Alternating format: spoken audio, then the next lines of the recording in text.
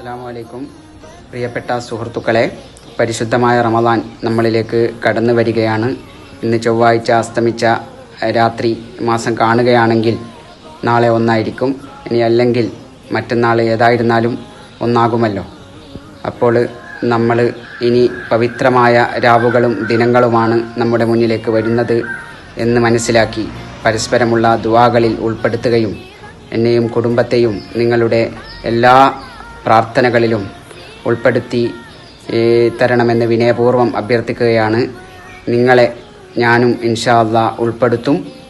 പിന്നെ നമ്മൾ തഖ്വയുള്ളവരാകാൻ വേണ്ടിയാണ് പരിശുദ്ധമായ റമദാൻ നമുക്ക് അല്ലാഹു നൽകിയിട്ടുള്ളത്, നോമ്പ് നൽകിയിട്ടുള്ളത്.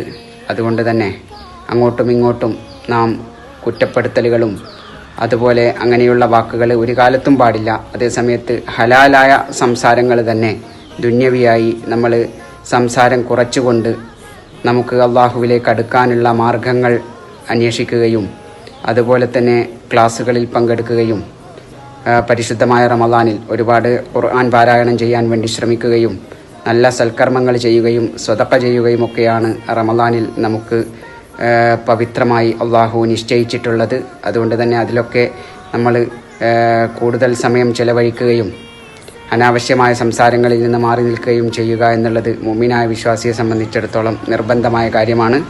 ഇൻഷാ അല്ലാഹ് എല്ലാവരും ദുആകളിൽ ഉൾപ്പെടുത്തുക. അസ്സലാമു അലൈക്കും വറഹ്മത്തുള്ളാഹി.